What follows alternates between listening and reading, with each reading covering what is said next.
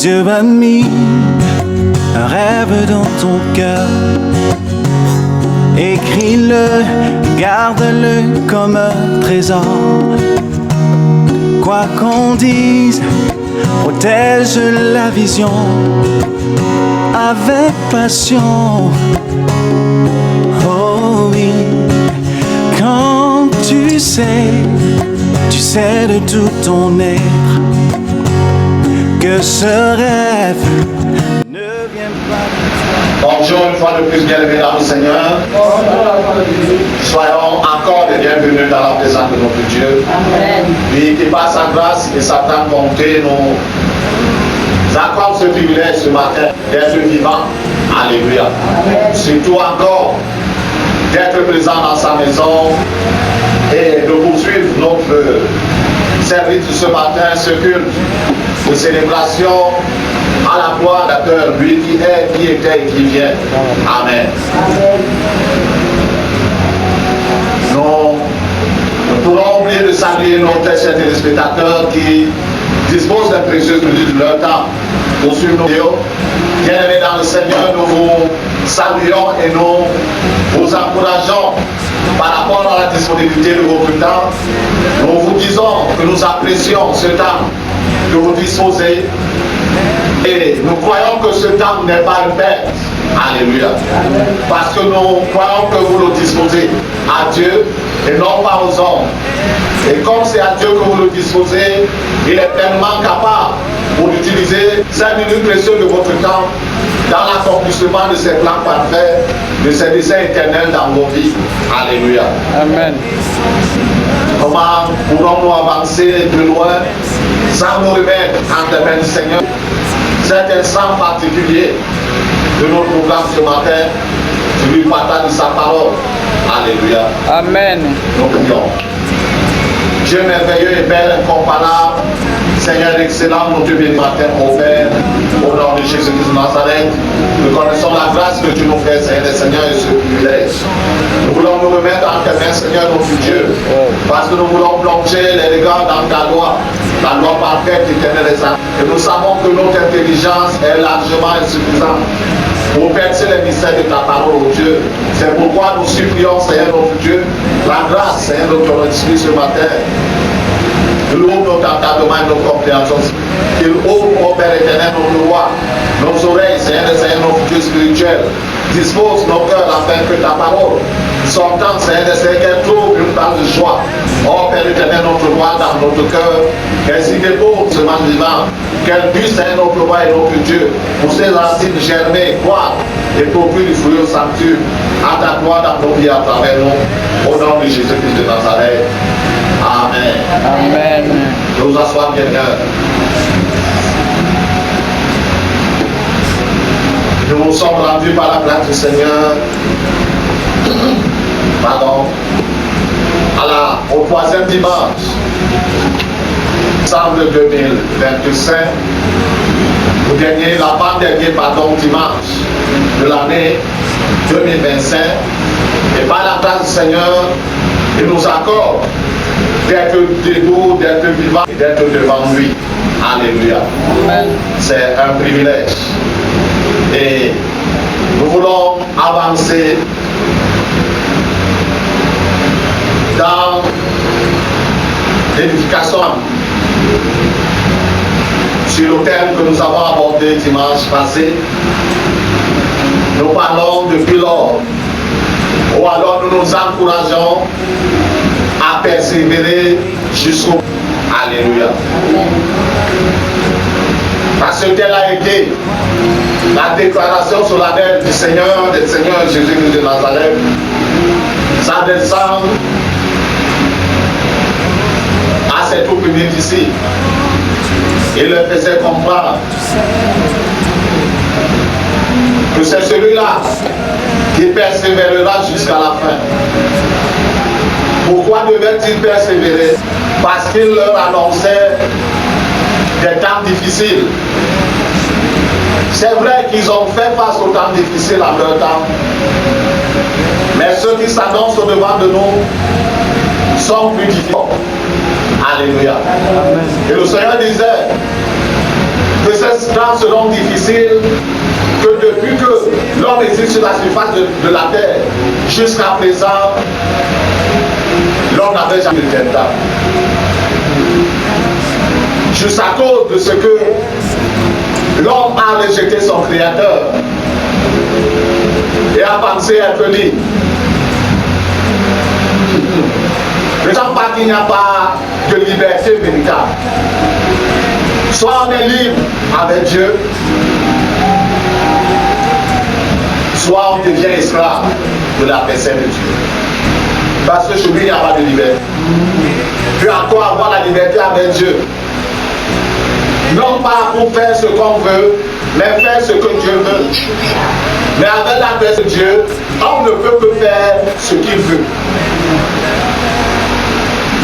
Puisque toute désobéissance de son côté mérite un châtiment qui peut même aller jusqu'à la mort. Alléluia. Il nous est donc demandé de persévérer jusqu'au bout. Parce que plus nous avançons,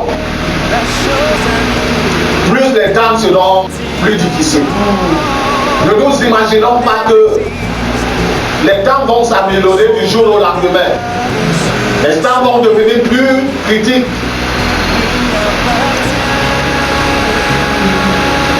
Sur tous les hommes sur la surface de la terre. Plus critiques encore pour ceux qui ont choisi Jésus-Christ de Nazareth comme Seigneur et Sauveur. Non pas revenir trop en arrière. Les vidéos sont disponibles. Juste nous avons vu que la persévérance était la constance inébranlable et le courage de tenir ferme dans la foi et l'engagement envers Dieu face aux épreuves, aux tentations et aux difficultés, sans jamais abandonner son motif spirituel. Cela jusqu'à la fin. Ce qui implique la patience, la détermination à accomplir la volonté divine. Alléluia. Amen. Parce que l'engagement avec le Seigneur nous introduit dans un conflit direct avec l'adversaire de Dieu. Parce que le monde entier où les humains s'étant détournés de Dieu, ont embrassé son chemin.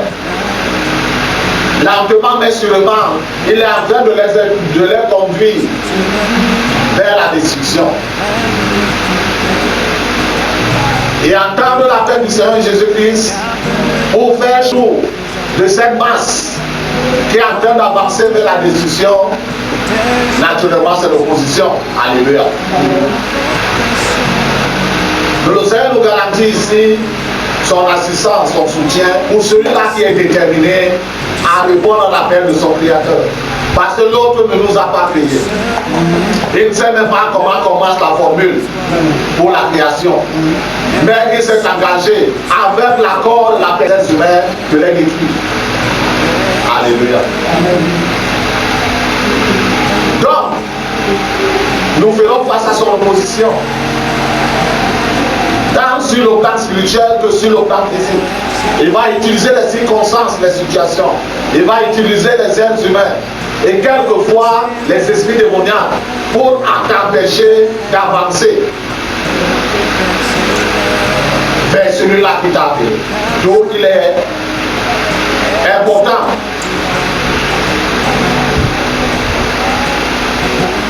il est même indispensable pour toi qui t'es engagé avec le Seigneur Jésus-Christ de t'armer spirituellement, mentalement et moralement par rapport à cet ancien. Alléluia. Ce n'est pas un piège que nous soyons encore vivants en ces temps et être dans la foi en Jésus-Christ. Dieu l'a bien planifié. Parce qu'il nous savait capables, non pas par nos propres forces, mais par sa force à lui. Alléluia. Amen. Nous appuyer sur lui pour pouvoir avancer. Parce que nous naviguons à contre-courant. Et quand le courant descend, il est très fort. Or, naviguer à contre-courant faut un effort supplémentaire. Et cet effort supplémentaire ne peut que nous venir de Dieu. Plus encore, c'est la base de notre détermination. Alléluia. Nous avons vu deux premiers points.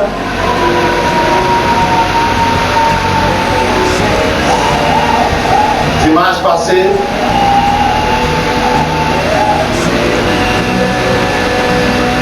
nous parlons des caractéristiques de la persévérance.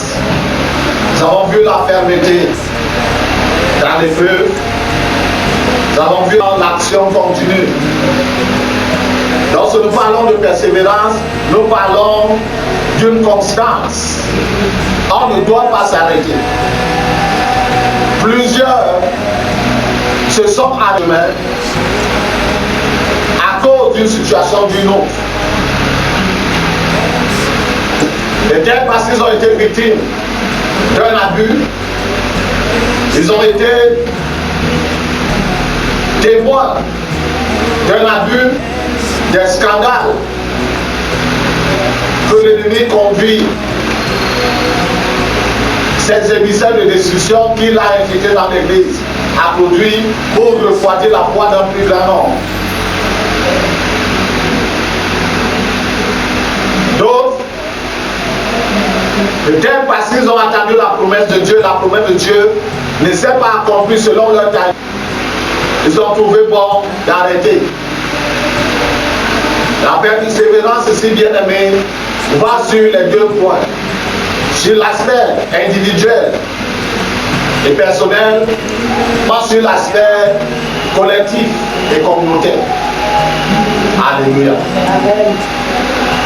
D'autres ont abandonné leurs assemblées à cause d'une situation qui pourrait leur donner raison. Mais cela n'est pas une personne valable. Alléluia. Nous devons rester constants dans notre marche avec le Seigneur. Aspirer à grandir davantage dans la connaissance du Seigneur, dans l'expérience avec le Seigneur dans la marche. Amen. Donc, quatrième point, nous parlons de la dynamique et la pratique.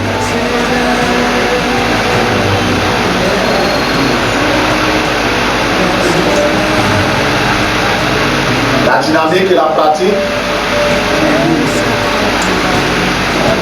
c'est une qualité qui nous aide à accomplir la volonté de Dieu.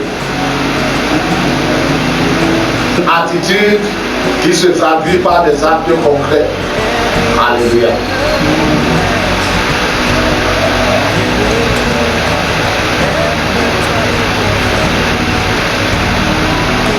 Qui aide à accomplir la volonté de Dieu. Une attitude qui se traduit par des actes concrets.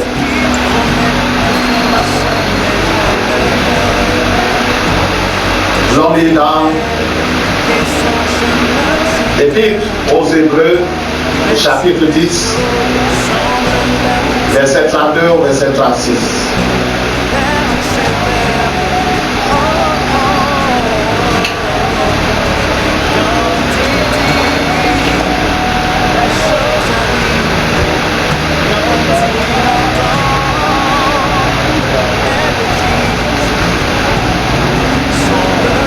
Hébreux chapitre 10, verset 32 à 36, au nom de Jésus. Amen. Souvenez-vous, premier jour, où après avoir été éclairé, vous avez soutenu un grand combat au milieu des souffrances. D'une part, exposé comme en spectacle, pauvres et aux tribulations. Et de l'autre, vous associez à ceux dont la position était la même. En effet, vous avez eu de la compassion pour les prisonniers et vous avez accepté avec joie l'enlèvement de vos biens, sachant que vous avez des biens meilleurs et qui durent toujours. N'abandonnez donc pas votre assemblée à laquelle est attachée une grande rémunération, car vous avez besoin de persévérance, afin qu'après avoir accompli la volonté de Dieu, vous obteniez ce qui est promis. Amen. Quelle était la tentation de l'écrivain aux Hébreux qui ont fait face à cause de la foi qu'ils ont manifestée en Jésus, des persécutions venant de leur propre frère. Et leur écrivait donc pour leur rappeler le chemin qu'ils ont fait jusqu'ici. Ce qu'ils ont pu, ils ont souffert à cause de leur foi. L'accompagnement qu'ils ont eu à donner à ceux-là qui souffraient de la même manière qu'eux. Pour leur faire comprendre que ce n'est pas à ce point où ils sont arrivés qu'ils doivent abandonner leur assurance. Alléluia. Ce n'est pas à ce point où nous arriverons, où nous devons abandonner notre assurance. Parce qu'il y a une grande rémunération qui nous attend. Alléluia. Amen. Il nous faut de la persévérance.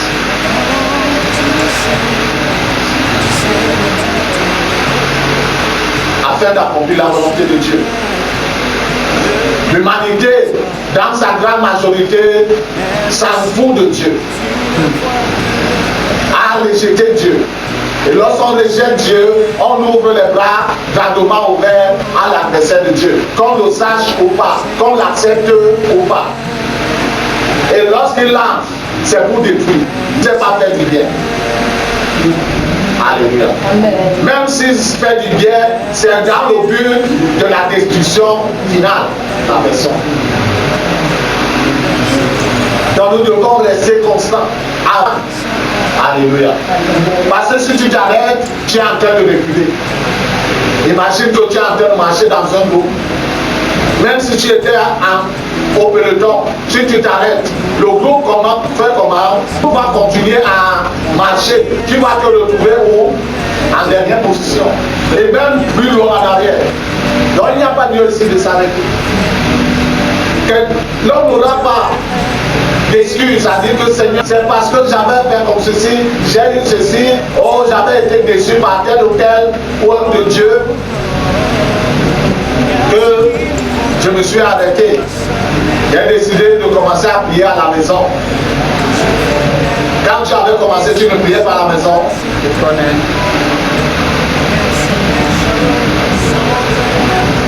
Il est vrai que l'adversaire de Dieu met le flou, la confusion. Mais si Dieu et le recherche de tout ton cœur, il te conduira là où tu pourras persévérer de manière effective. Amen.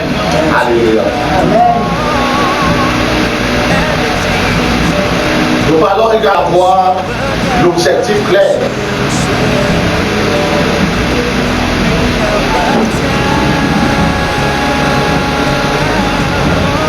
Avoir l'objectif clair. Pourquoi persévères-tu? Est-ce que c'est une navigation à vue? Pas du tout. Alléluia.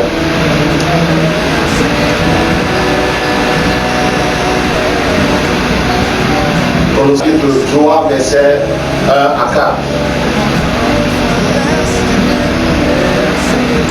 Si donc vous êtes avec Christ, cherchez les choses d'en haut, où Christ est assis à la droite de Dieu. Affectionnez vos choses d'en haut et non à celles qui sont sur la terre, car vous êtes morts et votre vie est cachée en Christ, en Dieu. Quand Christ, votre vie, paraîtra, alors vous paraîtrez aussi avec lui dans la gloire. Amen. Amen. Nous devons garder en vue la vision du royaume de Dieu. Amen. qui nous donne la force de continuer. Nous savons pourquoi nous endurons toute cette souffrance. Alléluia. Nous ne l'endurons pas pour que nous soyons appréciés du pasteur ou de la femme du pasteur ou d'un frère ou d'une soeur. Nous l'endurons à cause de quoi? Parce que nous attendons la récompense qui vient du Dieu qui ne faillit pas, qui a donné la promesse et qui est capable de accomplir cette promesse. Il nous a donc dit que si nous sommes ressuscités en Christ, recherchons les choses d'en haut. Là où Christ est à droite de Dieu. Aspirons à ces choses, affectionnons-nous à ces choses. La justice, la droiture, la vérité. Marchant dans la repentance. Amen. À nous maintenant dans ce chemin, nous sommes en train de garantir notre entrée dans les lieux célestes. C'est lorsque nous serons pleinement actifs dans ce chemin, malgré la souffrance, si le Seigneur tarde et que le cours de notre vie prend fin, nous mourrons dans la persévérance. Ce n'est pas les déclarations qu'on marque sur les programmes de quelqu'un qui n'a jamais bien eu à voir avec Dieu. Si lui qu'il a été créature de Dieu ou elle a été créature de Dieu, on marque sur son programme des obsèques, il a combattu le bon combat, il a porté, il a achevé la course. Alors qu'il savent que la personne n'a jamais commencé même la course.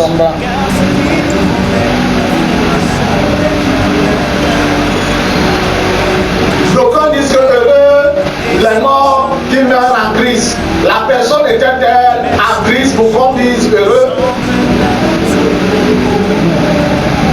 Bien-aimés dans le Seigneur, toutes ces choses, ce sont les distractions. Ce sont les distractions. Et ce programme des obsèques, ce n'est pas le ticket. Ce n'est pas le laisser passer qui conduira cette personne dans l'éternité avec Dieu. C'est même pendant qu'elle vit, qu'elle choisit, soit d'entrer dans l'éternité avec Dieu, soit de la rejeter. Et donc non, un très grand pourcentage des êtres humains a rejeté, malgré la même tendue de Dieu, pour entrer dans son royaume. Et il nous est dit ici que c'est celui-là qui continue à faire mourir sa chair en Christ, qui est en train de s'apprêter. Et lorsque le Seigneur Jésus paraîtra, alors la personne paraîtra dans la gloire avec le Seigneur. Amen. Les souffrances présentes ou que nous pourrons encore endurer ne sont rien comparé à la gloire excellente qui nous attend. Et la Bible elle-même dit qu'en ce temps-là, nous allons oublier les souffrances et les pleurs parce que nous serons entrés dans la félicité. La félicité, c'est une gloire indescriptible. Et nous n'avons pas de vocabulaire humain, comment dire cela, compatible pour décrire les choses célestes. Da da da, da da. Oh. Si Dieu a mis un rêve dans ton cœur, écris-le, garde-le comme un trésor. Quoi qu'on dise, protège la vision avec passion.